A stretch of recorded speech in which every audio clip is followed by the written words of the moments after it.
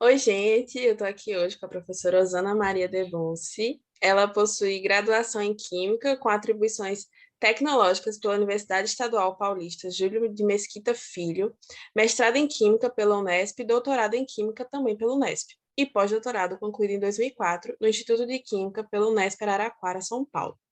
Ainda concluiu um pós-doutorado em 2011 no Scripps Institution of Oceanography, na UCSD San Diego, Califórnia, Estados Unidos, sob a supervisão do Dr. William J. Rick. Atualmente, ela é professora associada na Faculdade de Ciências Farmacêuticas de Ribeirão Preto.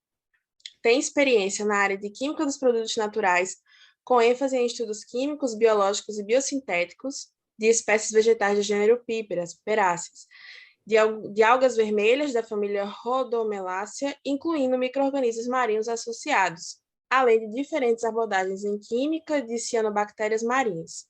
Recentemente, tem estudado organismos marinhos provenientes do continente antártico, tais como algas e fungos associados, além de micro-organismos associados a invertebrados, de sedimentos e ainda de água de fumarola antártica. Bolsista de produtividade BQ2. Professora, muito obrigada por ter aceito esse convite. É muito legal ter a senhora aqui. E eu acho que, assim, de início, a minha primeira pergunta é: toda essa formação de química, né, com essa formação sendo química, qual foi o maior diferencial de se trabalhar com produtos naturais de algas? Bom, obrigada, né, pelo convite. Fiquei muito feliz por poder falar um pouquinho do nosso trabalho que a gente vem desenvolvendo. E como você disse, como a minha formação é química, na graduação, eu nunca pensei em trabalhar com algas. Mas aí você vai caminhando, por exemplo, entre as disciplinas tem espectroscopia, que você vê ressonância magnética nuclear, você estuda alguns metabólitos de origem natural nas aulas, aí agrega com bioquímica, que você vê ciclos, né? Metabolismo. E eu sempre gostei muito de plantas, então eu voltava assim, o que eu estou estudando que teria uma aplicação para plantas. Mas fiz vários estágios de iniciação científica, também inorgânica, pensava muito em sais dissolvidos, sulfatos, flúor, cloro. Então, eu sempre assim, eu tentei aprender o máximo em cada disciplina. Quando fui para o meu mestrado, quando eu fiz estágios de iniciação científica, eu fiz em 3 laboratórios diferentes. Então, em materiais, eu fiz em inorgânica, analítica. Só que aí eu falei, não, eu quero ir para produtos naturais. E fui para plantas. Por quê? Porque eu falava assim, eu tenho que conseguir aplicar o que eu estudei até agora para estudar uma planta com potencial biológico. Mesmo que eu não chegar, mas o que essa planta produz que eu poderia pensar num futuro? Então, eu utilizei essas ferramentas porque, por mais que eu fiz estágio em outros laboratórios, eu tinha amigos que trabalhavam com produtos naturais. E aí, enveredei em plantas. Fiz o mestrado com planta da família Aristolóquia, sob a supervisão da professora Lúcia Xavier Lopes, muito boa. Eu tive orientadores muito bons. Aí, no doutorado, eu já fiz para as piperáceas, que eu fui orientada pela professora Maísa Furlan, também da Unesp Araraquara. E fiz o doutorado com ela e o pós-doutorado. Quando abriu, quando eu estava me formando doutorado, pós-doutorado, a gente já começa a pensar em concurso. No pós-doutorado, abriu uma vaga aqui em Ribeirão para marinhos. Então, eu sempre amei mar. Eu sempre fui uma pessoa apaixonada por água. Eu gosto muito de água. E abriu essa vaga, eu pensei, como que eu conseguiria prestar um concurso de marinho com a bagagem que eu tenho? Então, a primeira coisa que me veio na cabeça era caranguejo, siri, camarão, algas. Conversando com professores, nessa época eu conversei muito com o professor Massucato, de USP São Paulo, e ele falou, Zana, eu conheço o pessoal do Botânico, professora Nair Yokoya, a Luciana Rex, você poderia conversar com elas, porque de repente toda essa abordagem de planta, que você sabe, que o professor Massu na época também me auxiliou muito com a parte de biossíntese de plantas terrestres, tá? Ele falou assim, essa bagagem poderia ser útil para a parte de algas. E foi aí que eu conheci as professoras doutoras do Instituto de Botânica.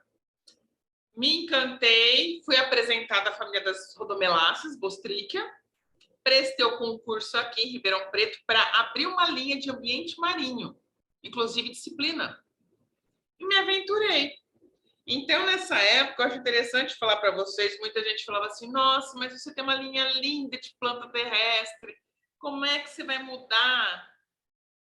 Só que eu não pensei nisso, em mudar e abandonar. Eu pensei, não, vou utilizar tudo isso para estudar algas. Por quê? Quem estuda alga?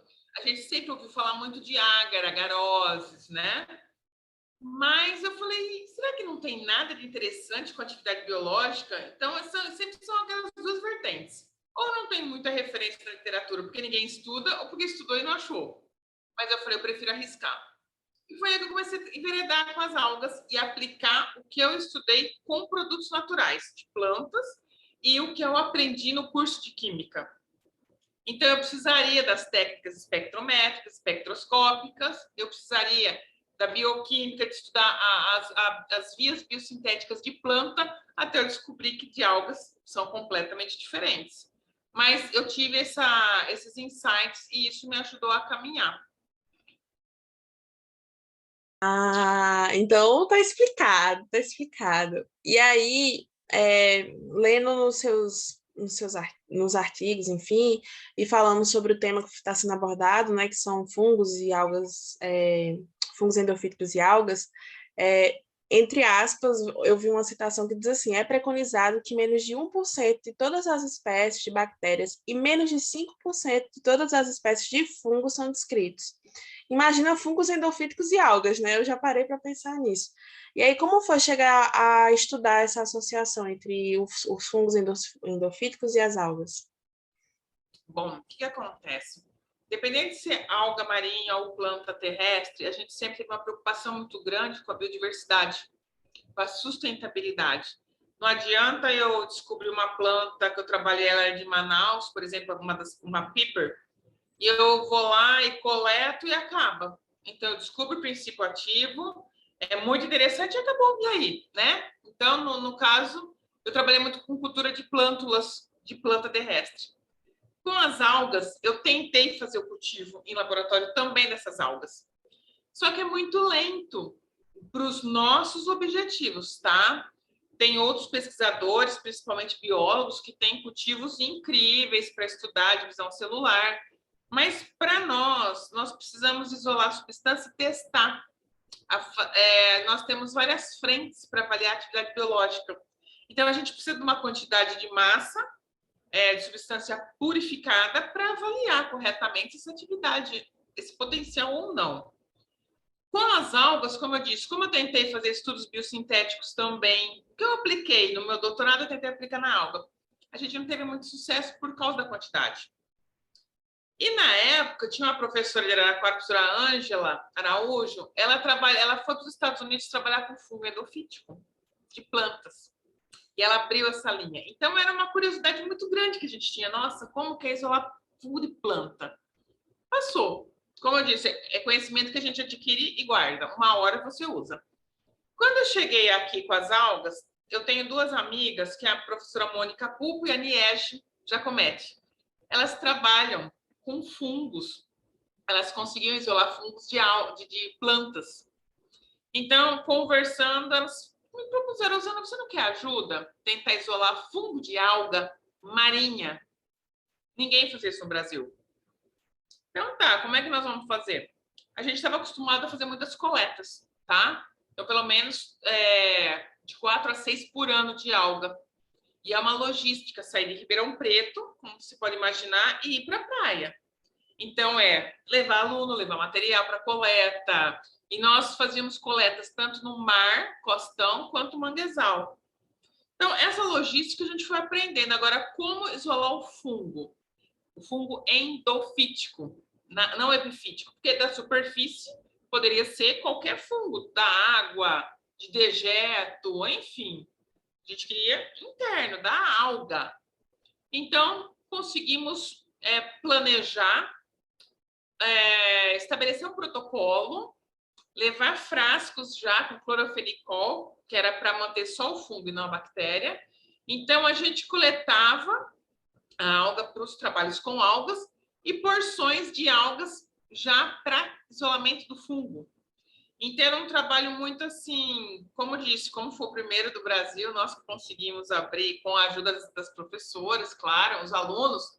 Então, foi assim, estabelecemos várias metodologias para ver qual que era melhor. Então, chegava da coleta, já tinha uma equipe aqui no laboratório esperando a gente com esse material, para ter certeza que era um fungo endofítico da alga, não era fruto de contaminação. Enfim, a alga na viagem às vezes pode degradar. E aí, o que a gente pretendia? Ter um material sustentável em laboratório. Então, esses fungos que vivem em simbiose poderiam ser cultivados em laboratório, ampliada a escala de cultivo, modificado esse cultivo, ou por meio do meio de cultura mesmo, que a gente usou, a gente já testou água do mar artificial, água do mar natural, os meios semissólidos, tá? Meios líquidos diversos, diferentes ingredientes, digamos assim, né?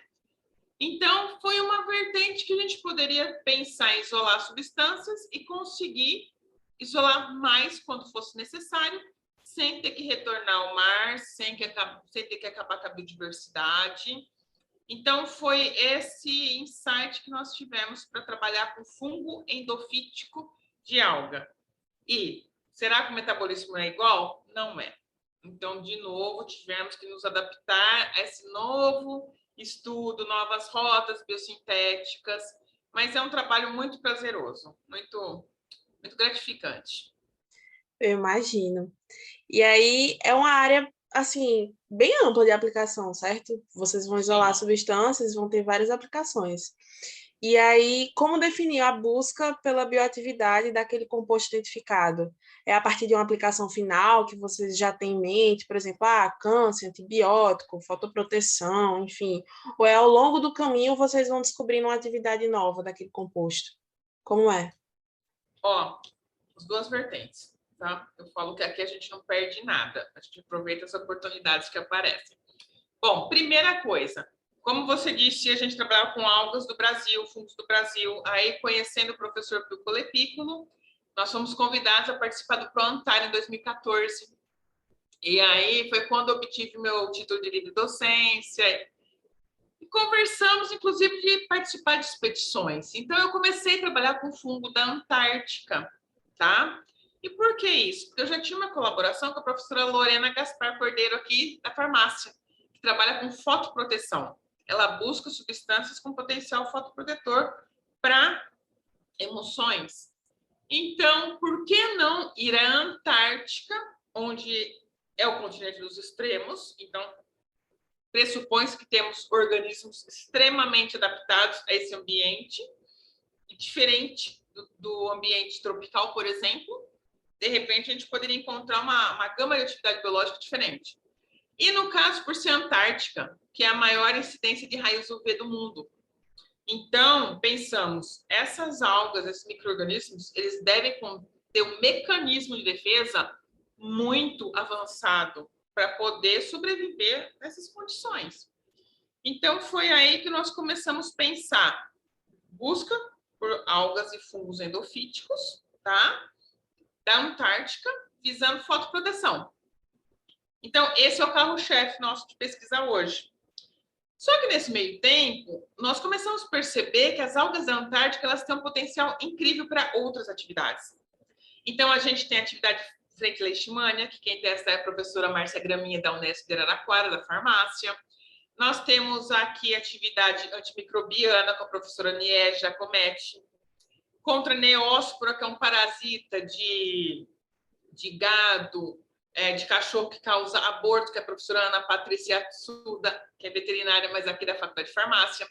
Então, onde eu quero chegar? Nós temos um foco, então nós trabalhamos buscando essa atividade fotoprotetora, mas nós submetemos as substâncias ou frações extratos para outras atividades também. Porque, às vezes, não quer dizer que não é fotoprotetora a substância ou a fração, ela não responda para outra atividade. E aí tem, como eu te disse, são duas linhas. Às vezes eu tenho dados na literatura da espécie que eu vou estudar, Então, pelo tipo, pela química estrutural, eu consigo pensar em quais as possíveis atividades biológicas. Por exemplo, nós fazemos parte do INCT, que a professora Vanderlan Bolzan de Araraquara coordena, e que a nossa parte é trabalhar com a professora Laila de Brasília, que ela estuda chikungunya, zika. Então, a gente isola algumas substâncias apolares e manda para a Laila, que é o perfil que responderia mais para essa atividade. Quando você vai com as substâncias de média polaridade, que a gente tem uma absorção na região do UV muito alta, que é 320 nanômetros, a gente já manda para a fotoproteção. Na fotoproteção, tem uma avaliação citotóxica. Ah, deu citotóxica? Tá, para fotoproteção não é interessante, mas será que a gente não pode tentar atividade antitumoral? Então, a gente vai tramitando dessa forma. E também, às vezes, você... Não sei se seria a sua pergunta de estudo bioguiado. Às vezes, a gente faz bioguiado, por exemplo, fotoproteção, só que não quer dizer que a substância, o extrato não deu ativo ou não tem uma substância ativa lá no final. Às vezes ela estava em tão baixa concentração que ela não foi detectada aqui no extrato. Então, mesmo que a gente tiver um extrato que não foi ativo, uma fração que não foi ativa, as substâncias isoladas purificadas, nós testamos em tudo, quando tem massa. Certo? Entendi. Então, a gente tem que estar muito atento.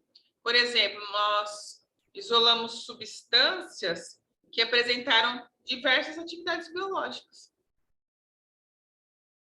As duas foi imunossupressora, imunomoduladora, desculpa, que é a professora Cleni Marzoc, daqui da farmácia que testa, são doenças autoimunes.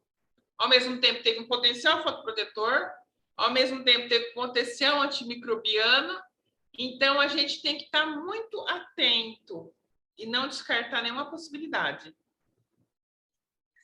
Acho que tem muita aplicação, é muito amplo, realmente. Muito. E aí, por sinal, assim, falando de compostos bioativos que vocês encontram e testam, como é o sentimento de identificar um composto inédito nesse cenário e aí, por conseguinte, uma aplicação dele? Como é o sentimento? Então, é assim, para a gente, como eu lembro que eu falei das algas de Bostrica, o nosso primeiro artigo foi uma substância inédita, aromática, com grupos sulfatos como substituintes. Então, foi uma loucura, porque não é costume em produtos naturais você ter grupos sulfatos assim. E aí eu usei minha aplicação que eu estudei em Química Inorgânica para conseguir identificar sulfato via infravermelho. Conseguimos achar molécula inédita. Não conseguimos chegar na atividade biológica, mas foi um achado, que esse artigo foi de 2008, o primeiro artigo da minha carreira aqui de Marinhos. O meu aluno que fez IC comigo, mestrado e doutorado, e hoje está em Campinas como pesquisador. Então, foi um marco, porque embora a gente não tinha atividade biológica, nós descobrimos uma substância inédita de alga, e com sulfato. Então, foi emocionante. Agora, isolamos outras substâncias também, né, inéditas. Às vezes, vislumbramos algum potencial tipo antimicrobiano, muito interessante, mas eu acho que a gente, hoje, como tem muito estudo, quanto maior o número de publicação do ambiente marinho a gente consegue disponibilizar para o público, isso faz com que outras pessoas busquem. Os pesquisadores estão, às vezes, mudando um pouco sua linha para começar a enveredar um pouco nesse ambiente de marinhos, né? Então, é interessante também colocar a situação que eu tinha falado, que nós conseguimos publicar uma patente em 2020 com duas substâncias que não eram inéditas, de fungo de alga antártica, mas com essa gama de atividades biológicas, pelo menos 5 atividades. E aí, onde eu quero chegar? A substância não era inédita, mas a atividade era. Porque eram substâncias já conhecidas na literatura, poderia ter apresentado algum potencial, mas nós fomos atrás de outros focos. Então, a gente não pode ficar só assim, antigamente era muito interessante, principalmente nas revistas de alto impacto, de produtos naturais é publicação da substância inédita com potencial biológico, tá? E um potencial expressivo. Hoje, é interessante, mas não descarta você encontrar uma substância já conhecida, mas nunca avaliada frente a outra, sei lá, outra doença, por exemplo. Entendi, faz sentido. E aí, assim, para finalizar esses meus questionamentos aqui, como a senhora vê essa área, assim, no futuro? Eu acho que é uma área... Olha, eu comecei em 2004, tá? Eu sozinha, tinha uns amigos que trabalhavam já com algas marinhas, então eu sempre tive muito apoio, principalmente do Rede Algas, que todo mundo conhece. Isso estimula a gente a discutir, a pensar em outras formas, outros caminhos, pensar em relações ecológicas, tá? Os amigos biólogos levantam sempre essas questões, coletas em diferentes locais. Então, onde eu quero chegar com isso? Você começa a abrir oportunidades. Com essa abertura de oportunidades, começam a ser implementadas novas técnicas, por exemplo, de coleta. Coleta era algo que assustava demais, tá? Como coletar, entrar no mar aberto, como é folgar, como que vai ser? E aí, por exemplo, no nosso caso, a gente coleta a alga de costão aqui no Brasil. Tudo bem, na Antártica tivemos uma estrutura com navio da Marinha, com botes, mas foi muito tranquilo, foi muito produtivo. As coletas foram muito produtivas. Nós sempre tivemos muito sucesso. Então, à medida que você vai trabalhando, você vai conseguindo melhorar as condições, tá? De tudo. Então, melhorar a condição de coleta. Nós tínhamos muita dificuldade para conseguir grupos que identificassem os fungos endofíticos marinhos. Falava assim, fungo marinho, ninguém queria identificar. Ah, não é conhecido, tem dificuldade. Com o passar do tempo, isso foi quebrando. Por exemplo, hoje nós temos uma grande parceria com a professora Márcia Kress, também aqui da Faculdade de Ciências Farmacêuticas, microbiologista, ela identifica todos os nossos fungos, certo?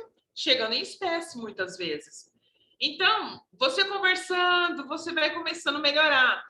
As técnicas espectroscópicas, hoje você tem equipamentos que são capazes de fornecer espectros com uma qualidade incrível com menor quantidade de amostra. Então, isso faz com que facilita a nossa conclusão com relação à estrutura química, a estrutura daquela molécula. Como a gente conversa muito com os colaboradores que fazem atividade biológica, a gente sempre discute quantidade. Olha, não dá para conseguir estabelecer um protocolo onde precisa de menor quantidade de amostra? Também são ajustes que isso faz com que a gente consiga aumentar essa gama de avaliação de atividade biológica, diminuição do material a ser testado.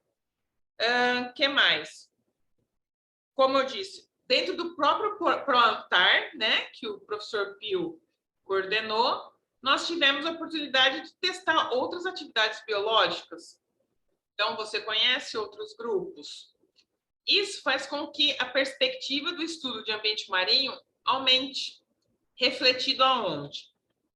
Se nós pegarmos artigos da literatura de 2018 até agora, 25 substâncias estão no mercado, estão em fase de testes clínicos 1, 2 e 3, que são de origem marinha. 25 substâncias, tá? Então, quer dizer, no passado, isso não existia. Falava assim, fármacos de origem natural, fármacos de semissíntese, mas sempre pensava origem natural terrestre. Hoje, a gente tem uma grande gama do marinho, certo? Então, uma coisa atrai, uma situação abre porta para as outras situações. Então, uma substância coletada em maior quantidade, posso fazer mais testes. O teste deu positivo, eu posso melhorar isso, ir afunilando até chegar na substância isolada com aquele potencial. O que mais que a gente tem de interessante também? O apelo sustentável. Hoje, os consumidores buscam muitos produtos que são de origem natural. Então, se você falar, olha, eu tenho um fotoprotetor onde os ingredientes são 100% sintéticos, muitas pessoas não vão comprar. E mesmo porque esse fotoprotetor pode estar degradando o mar, pode estar causando danos para recifes de corais, branqueamento de corais. Quando você pensa, eu tenho um fotoprotetor, mas um dos componentes é de origem algal, tipo as micosporinas, já dá um outro foco. É um produto já mais bem visto, do ambiente marinho. Essa obtenção dessa micosporina é natural, então as pessoas pensam, se eu utilizar um protetor na praia, eu não vou estar contaminando o mar. Eu estou devolvendo para ele algo que veio dele. Então, todas essas condições fizeram com que essa área tenha crescido muito. Então, eu convido as pessoas a trabalharem com química de produtos naturais marinhos, independente da origem, se é alga, se é micro-organismo, se é invertebrado, enfim, porque nós conseguimos ter grandes associações. E como todo mundo conhece as algas, né? Eu acho que as algas são sempre muito bem vistas, porque antes pensava só, alga comestível. Não, a alga pode ter outras aplicações muito interessantes. Então, eu acho que é um movimento que os pesquisadores estão cada vez mais contribuindo para que seja expandida essas novas vertentes. Uhum. É o E que a eu senhora acredito. é uma delas, né? Eu sou. Com Porque certeza. eu trabalhei, como eu te disse, a minha vida inteira com planta terrestre. E esse ano eu completo 18 anos aqui na USP, trabalhando com algas, fungos endofíticos e cianobactérias marinhas. Então, para você ver como é apaixonante. Todo mundo perguntava, você vai retornar terrestre? Falei, jamais.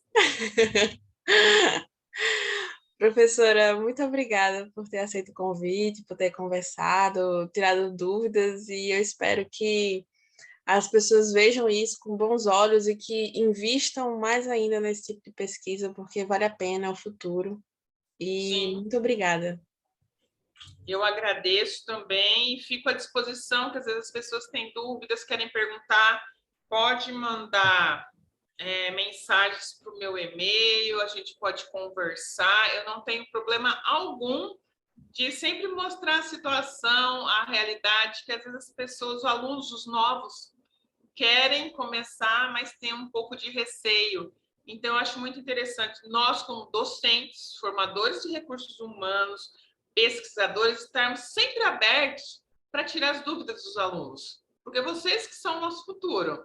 E o que um pesquisador quer?